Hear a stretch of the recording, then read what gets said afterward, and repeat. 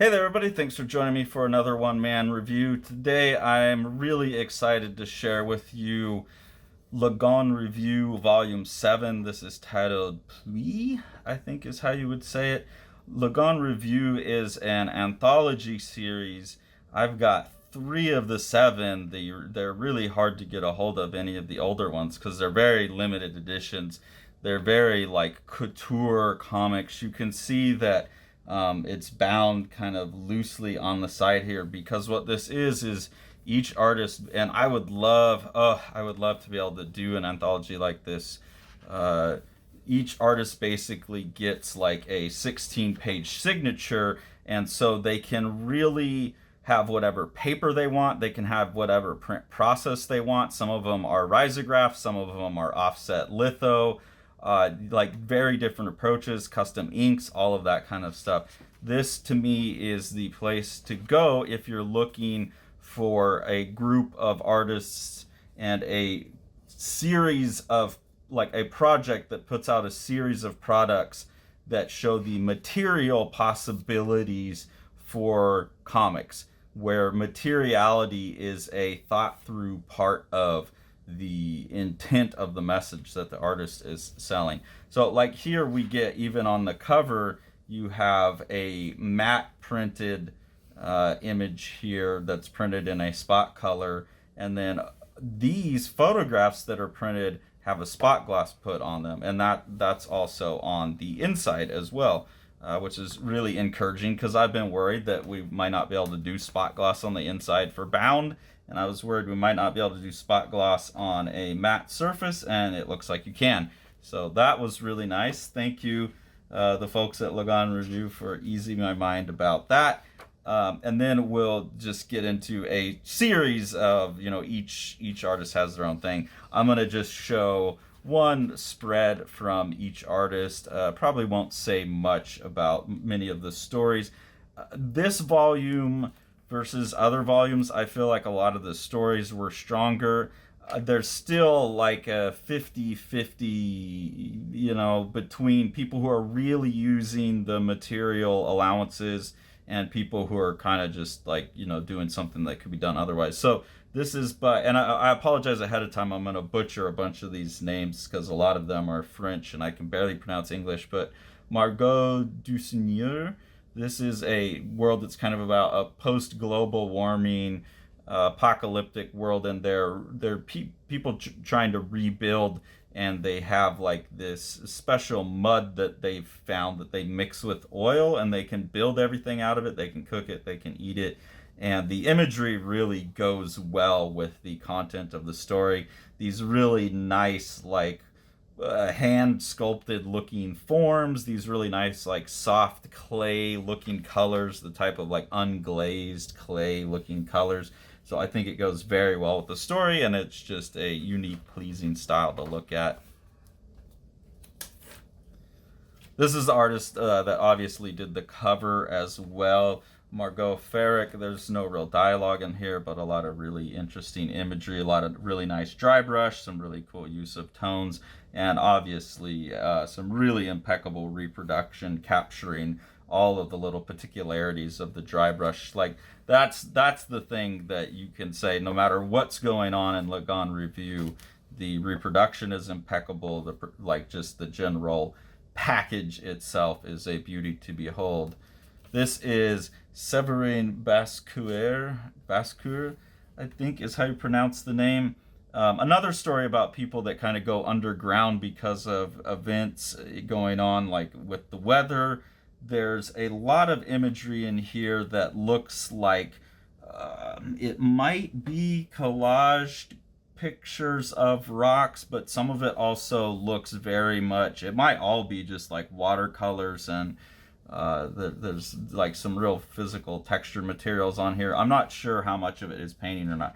But what's really cool in this one, and this is where someone's taking advantage of the kind of production tricks that are possible, and I don't know how well this one will show up on camera because it's really subtle, but there's little subtle bursts, like diffusion pattern bursts of like randomly placed dots with a like metallic ink on it, so it gives you that sparkle that you get when you're holding a piece of rock and it has little flecks of like pyrite or something in it. There's that going on in some of the rocky imagery in here, and I think that's just a really ingenious use of it. Being able to bring the audience closer to the real world effect of a material, an actual physical material. It's something that I think about a lot with painting, but I'd never really thought about it in making books until hooking up with Sean, that you can kind of control the materiality in a way, and that's really nice. This is a very strange one by Karl Nawrot. At the bottom is a like little short story about a zombie sex slave, I think, and then on the top is just like a bunch of process shots of someone building this sculpture, and those are really interesting because you get like these images here where you've got a photograph of it, but then the artist is drawing some three-dimensional suggestions on top of that, comparing that to like their initial sketch, trying to visualize that from like if we're looking down this way is what this looks like.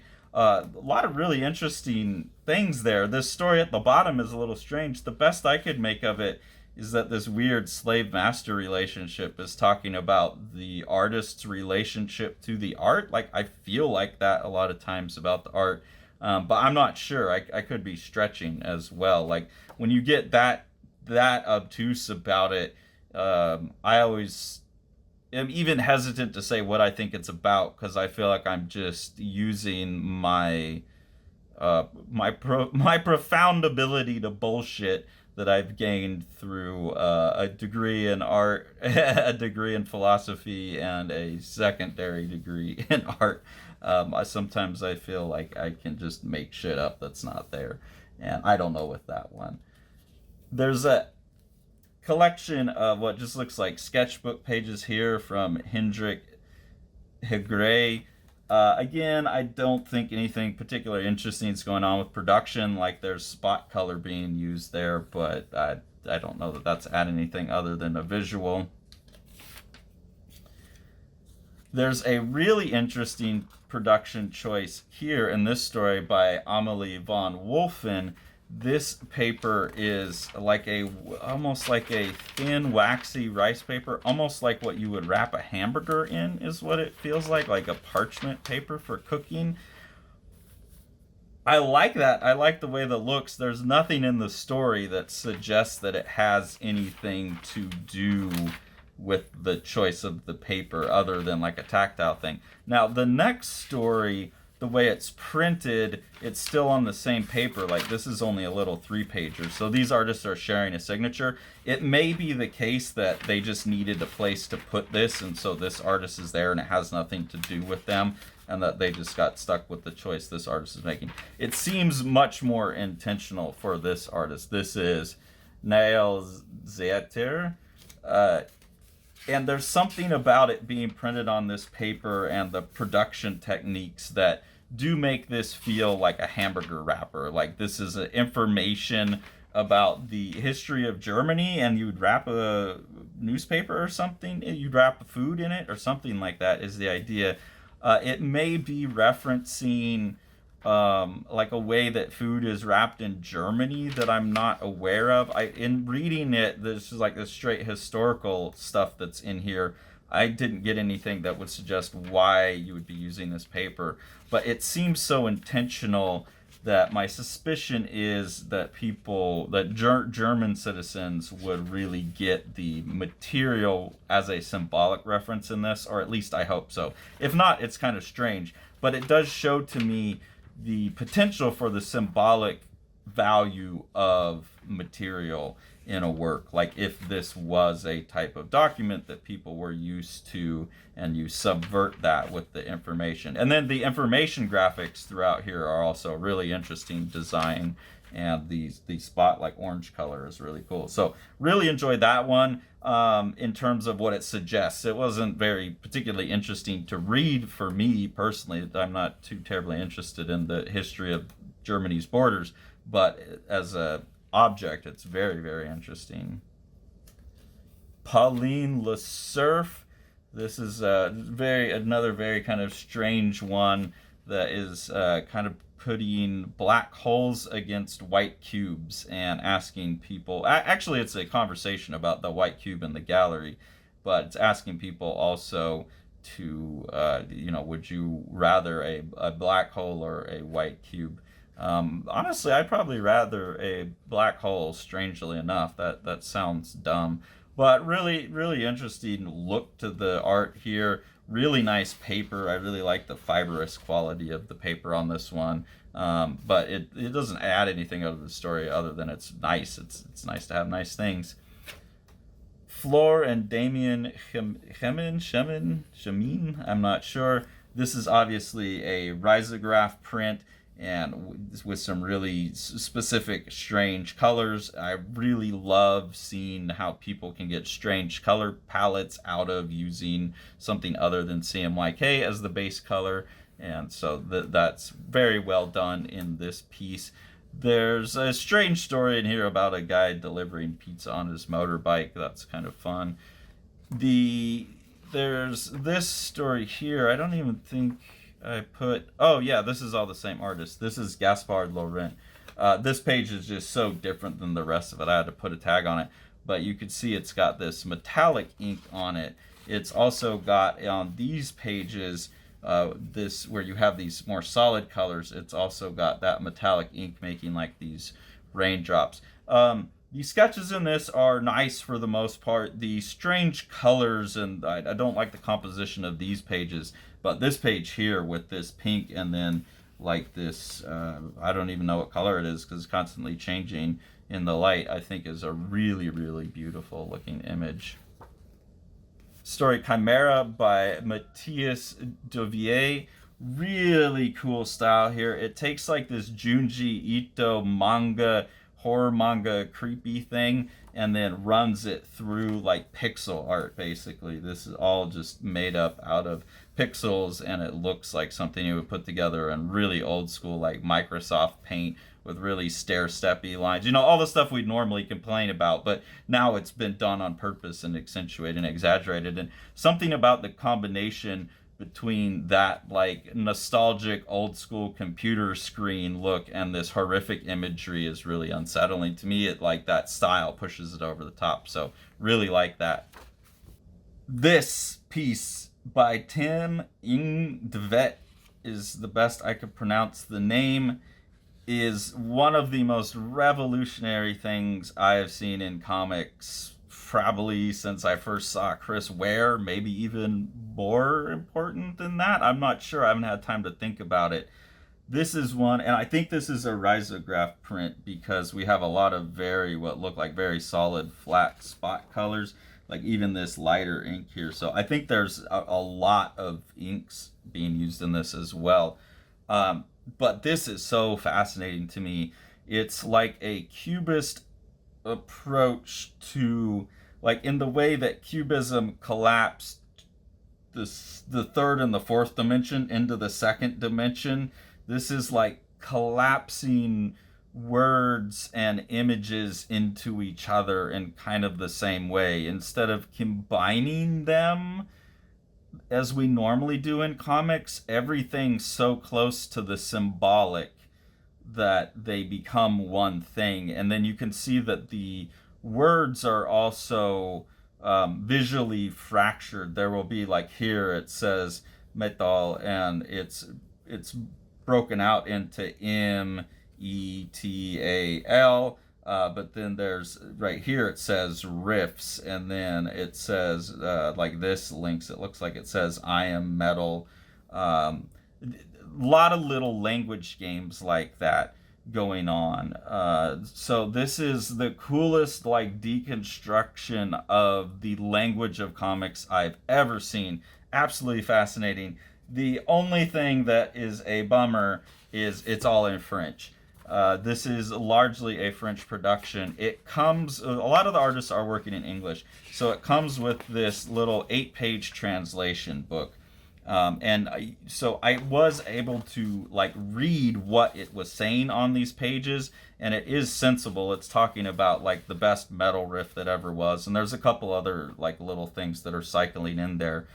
So it's sensible. It's not nonsense, but not being able to read it like in English, and there's no way you could translate this, because the spaces would be different, the numbers of letters that you would have available for these kind of games, it just wouldn't work. Like, this is an untranslatable thing. It feels very much like Derrida applied to comics, especially since it seems to be playing with the problems in the French language that Derrida was addressing, that then everyone else foolishly imported to languages that don't have those problems. But it's fascinating, and I've been thinking about it so much. Luckily, I have found more of this artist's work online that's in print, and at least some of it is in English. I don't know if everything I ordered is in English. So we will be looking at more of this artist's work. At least one of them I'll be able to actually read, and I'm really, really excited about it. But this seems not just like a new innovation in comics, but potentially a new innovation in visual communication, pictorial and linguistic logic combining. Is just very exciting to me. This story is by Oriane Brunat. A kind of strange little story. Again, there's some things in here that remind me a lot of Yuichi Yokoyama, just some of the more diagrammatic things. What I liked most about the story is that there would sometimes be, since it looks kind of like a scrapbook anyways, with these things having frames around them and like these different patterns and cutouts and how they're arranged on the page, I like that there's like a scan of the original pencil drawing that then would have become this ink drawing. So there's some of those poetics of form on the page where you get those visual resonances with each other across the page, but not a story that really stuck with me much. Rudy Guedj, I think is how you would say this name, Guedj, is someone else who really takes advantage of the material play that this project affords its artist. This is a print done on white paper, really nice shiny white paper. Again, I don't think this is going to show up on screen so well, but it's got black and then I think 2 different chromy looking inks on here, or it might be one chromy silvery ink with like the black printed over it in grays. It's hard to tell, and I think this same artist or someone using the similar print technique had a piece in the previous Lagon review. But this one's really cool because the story is obviously really cool abstract art too. Very, very hard to interpret at first. But you see the image of the car underneath here, the wheels and things on the car. So it's, again, the materiality is at least giving you something viscerally part of the story that you'd be missing out on if you didn't have those effects. And I think that's really cool. If you're going to be playing with these things, it shouldn't be just because. Like, try and use it for something. And so I feel like this is an artist who really took advantage of that. This one's a little strange to me. I don't know what to think about it. It's by Katsutoshi Kuroda. It looks pretty, rough and, like, I don't want to say childish. Like, a lot of the compositions and stuff are sophisticated. It's just the coloring is really rough and scribbly. But I was looking at, like, how it's presented here, and it looks like it's being photographed. You can see it, like, leaning against the wall, it looks like. But then there's, I don't know if this is like the color checker for the scanner, or if this is something they're using photographically that's helping them get the color corrections, it looks like. But that's left in there as part of their presentation on every page, which is strange.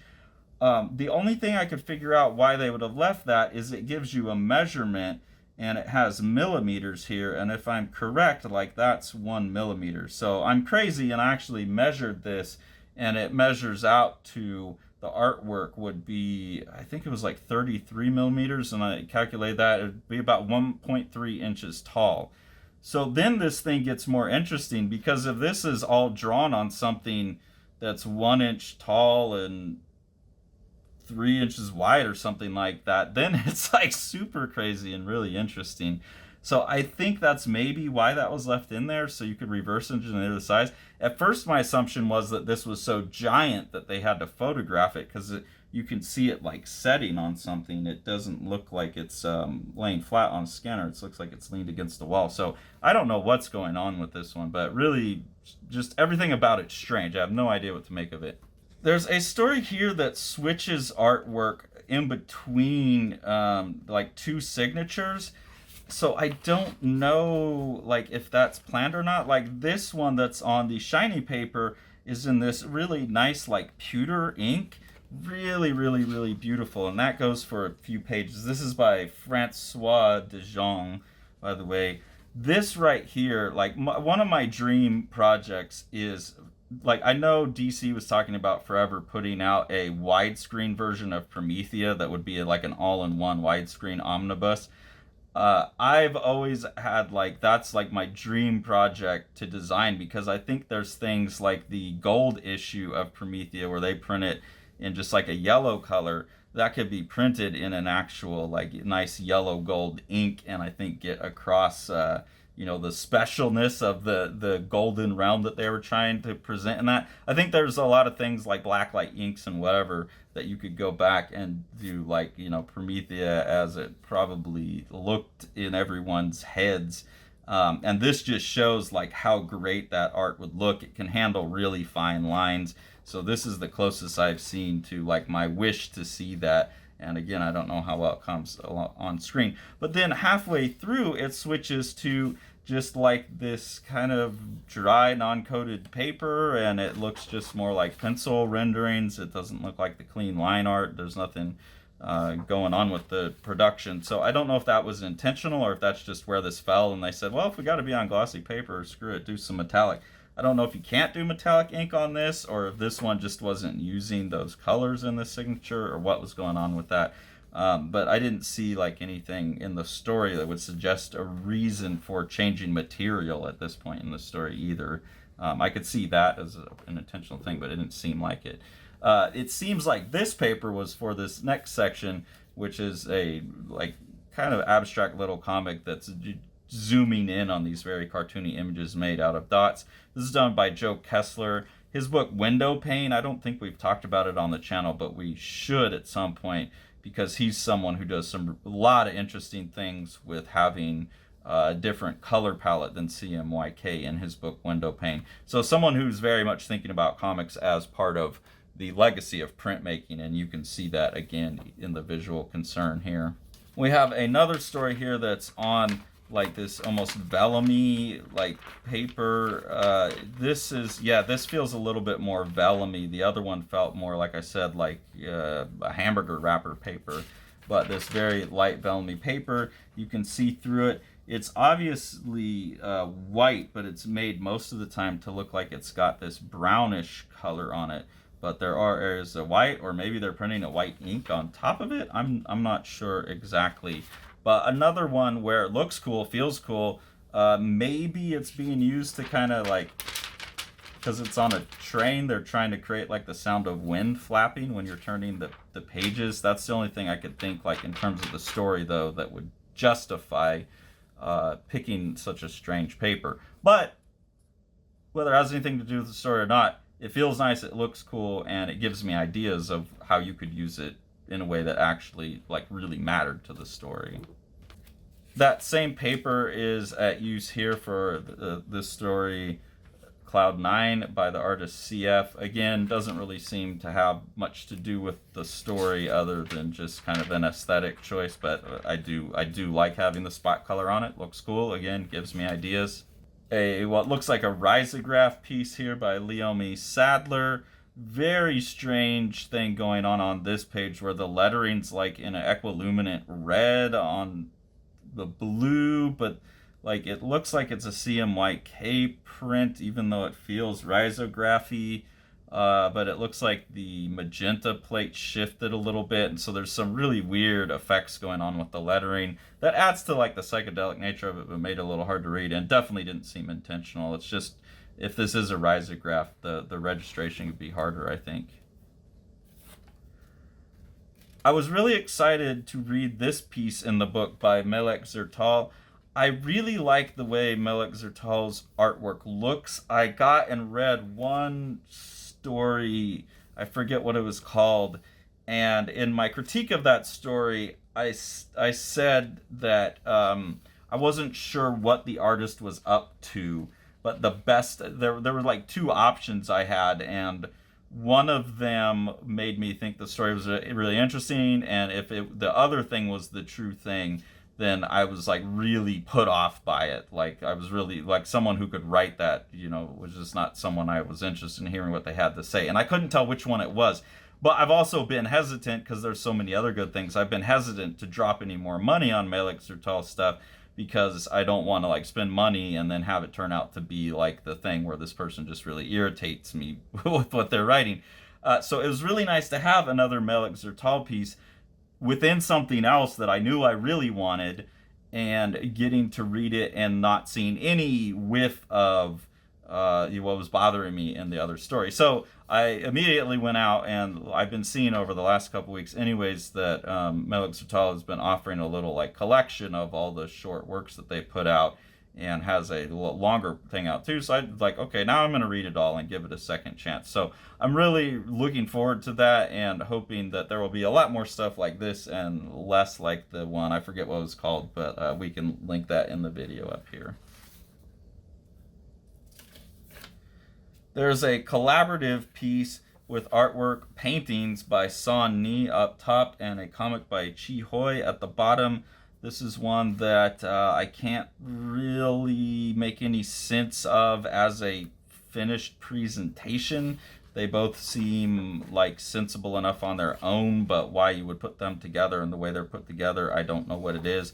I particularly like the paintings though.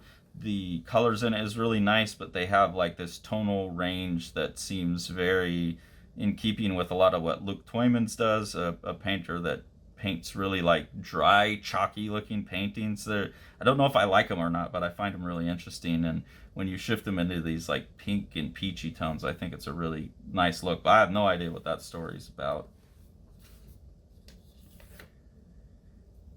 A story by Audrey Danet, and it has a bronzish ink. I don't know if you can see it here, but it's got these like little splatters of a bronzish ink throughout. That's usually only kind of around the outside though. It's not really part of the images. It looks cool. It looks really nice. It's about a star, so it kind of makes things glitter. But again, some of these production techniques I think go a little to waste in this. Now the next story that's part of that same signature that's using that same bronzish ink, this one looks wonderful. This is like someone who's considering how the ink's going to work in the final product. You can see it fits with the color palette. It has that same type of like sparkle on top of a rock look I was talking about in the earlier thing. It feels like, you see an image like that. That is an abstract print that is doing things with material on purpose, and that's what I'm looking for in the book. Now this one obviously wasn't like the most readable story, but visually it was a coherent thought that made use of the production.